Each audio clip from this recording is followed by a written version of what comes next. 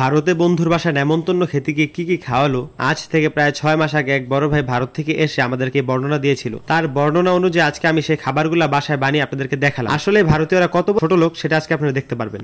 আসসালামু আলাইকুম, কি অবস্থা সবার, কেমন আছেন গাইস? আজকে আমি আপনাদেরকে দেখাবো ভারতে অতিথি আপ্যায়ন কিভাবে করে। তারা অ্যাকচুয়ালি মুখে মুখে বলে যে অতিথি নারায়ণ, কিন্তু নারায়ণকে কিভাবে আপ্যায়ন করতে হয় সেটা তারা জানে না। তারা রান্না বান্না শেষে করে কি কলা পাতা নিয়ে আসে। কত বড় লোক হতে পারে মানুষ? কলা পাতার মধ্যে কেন খাবার দিব? কলা পাতা বিছিয়ে খাবার দিব কেন ভাই? টেবিল নাই, চেয়ার নাই। ভারতের সবাই অ্যাকচুয়ালি এটা না করলেও আমার কাছে মনে হয় যে পশ্চিমবঙ্গের মানুষ এটা বেশি করে। কলা পাতা বিছিয়ে মনে করেন যে কাঁচের প্লেট বিছা দেয়। আরে ভাই এটা ভুল দেখছেন, এখানে দেব স্টিলের প্লেট। আমাদের বাংলাদেশ তো অনেক হিন্দু ধর্মের লোক আছে, কই আমি তাদের মধ্যে তো এই সংস্কৃতি দেখি নাই। ভাই কলা পাতা বিছাছুন মান্য নিলাম, তারপর আবার প্লেটের মধ্যে কলা পাতা বিছানটা কি দরকার ছিল? তারপর করে কি একটা বাড়ির মধ্যে কতক্ষণ ভাত লেয়া এমনি ঠাস করে ঢেলা দেয়। তারপর দেয় কতুরি আলু ভাজা, পটল ভাজা, করলা ভাজা, আর তারপর করে কি একটা কলা পাতার ভিতরে মোড়ায় একটা কি মাছ নাকি দেয়।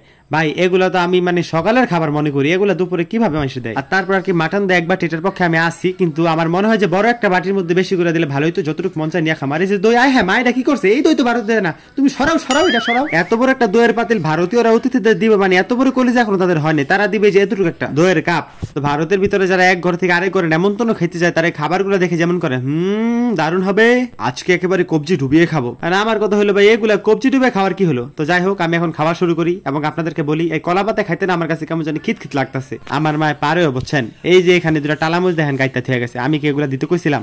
আমি তো টালামুচের কথা উল্লেখ করি নাই। আর এই যে কলা পাতার মধ্যে কি রান্না করে জানেন? ভেটকি মাছের পাতুরি, যেটা আমাদের বাংলাদেশে বলে কোরাল মাছ। এখন আম্মুর আমি কইলাম তোমার এই পাতুরি রান্না তো হয় নাই, তারা তো কি সুন্দর সরষা বাটা রান্ধতে কয়, না সরষা বাটা আমি খাই, তোমার তো কেউ খাইতে কয় না, তুমি তো রানছোই 2 পিস। ভারতে যেভাবে 2 পিস রান্ধে ওইভাবে 2 পিসই রানছো। তো আপনারা তো খাবারটা পুরো দেখলেন, এখন আমি একটু প্রপারলি ভাবে খাওয়া শুরু করি। গাইস আমি কিন্তু ছোটবেলা আমাদের গ্রামের অনেক হিন্দু ভাষায় কম বেশি খাইছি বুঝছেন, আমার আদর করে খাওয়াইতো। একটা অনুষ্ঠান হলে আমার দাওয়াত দিত, আমি যদি না যেতাম আমার বাসায় খাবার দিয়ে যেত, কিন্তু এই 1 পিস আলু ভাজা, 2 পিস পটল ভাজা, 1 পিস মাছের টুকরা এরকম দিত, অনেকগুলা খাবার দিত। এই কলা পাতার মধ্যে দিত না, দিত একটা প্লেটের মধ্যে। তো আমি বুঝলাম যে তারা হলো বাঙালি আর আমরা হলো বাংলাদেশি, তাদের সাথে আমাদের অনেক অনেক পার্থক্য, এখানে ধর্মের কোনো বিষয় না। আগে ভাবতাম ভারতের পশ্চিমবঙ্গের কিছু মানুষ আর কি অনেকটা গরিব, এই জন্য আর কি তারা এইভাবে আপ্যায়ন করে। অ্যাকচুয়ালি তাদের নাই দেখে তারা, এটা তো অ্যাকচুয়ালি দোষের কিছু না, গরিব বড় লোক এগুলো তো আল্লাহ তাআলাই বানাইছে।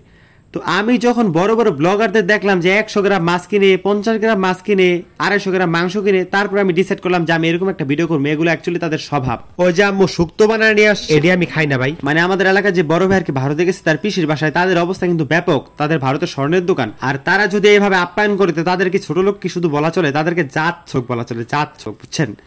মানে ভাতটা মানুষ এই করে দিচ্ছে ঠিক আছে, কিন্তু ভাতের বোলটা তো সামনে দিব গাইস, ভাতের বোলটাও সামনে দেয়। যে মানুষ কিন্তু অতিথি হিসাবে গেলে তারা কিন্তু অনেক শর্মায়, তারা কিন্তু অ্যাকচুয়ালি কিছু লয়া খাইতে চায় না আমাদের বাংলাদেশে, যেটা আমি দেখি। আর খাসির মাংস রান্না করবো কতগুলো চর্বি ঢুকাই দিব বুঝছেন, চর্বি মেটে এগুলা কোথায় ঢুকাই দিব।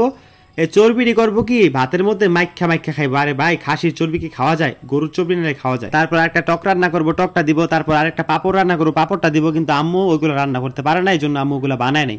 আমাকে না পারো নাই, তোমার ওগুলো শিখাও লাগবে। আর ভারতের মানুষ করবো কি এরকম একটু খাসি মাংস খাই করবো, যা লাগছে না একবারে জমে গেছে। ইন্ডিয়ানদের সাথে আমাদের কোনো দিক দিয়ে কোনো কম্পেয়ার অ্যাকচুয়ালি যায় না বুঝছেন, আমাদের সাথে কম্পেয়ার করার মতো যোগ্যতাটাই তাদের। আমরা বাংলাদেশ একটা মধ্যবিত্ত ফ্যামিলিতে মানুষ অতিথি আপ্যায়ন কিভাবে করে সেটাও আমি আপনাদেরকে দেখাবো সামনে। আমাদের বাংলাদেশের একেবারে যারা গরিব তারা যদি না খাওয়া থাকে, তাদের পাশে একটা মেহমান গেলে একটা আস্ত মুরগি কিনে নিয়ে আসে। আমাদের বাড়ির পাশে কার্তিক ঘোষের আমি জীবনে দেখিনি 5 কেজি নিচে মাছ, এরা কিন্তু মধ্যবিত্ত ফ্যামিলি, এরা কখনো দেখিনি 250 গ্রাম মাংস কিনতে, 100 গ্রাম মাছ কিনতে। ওই যে বললাম ধর্মটা মেন না, জাতীয়তাটাই মেন। আর ভারতীয়রা করে কি জানেন, কলা পাতার মধ্যে খাওয়া শেষ হলে এখানে দুইটা ঢালবো, এখানে মিষ্টি লয়ে তারপর মাইকা জিকা খাইবো। ভাই এগুলা কেমনে খাস তোরা? ভাই আমি এমনি খাইতারুম না, আমি পরে খামনে দই। তো আজকের ভিডিওটা ছিল এ পর্যন্তই, সামনে বাংলাদেশ অতিথি আপ্যায়নের ভিডিও পাবেন।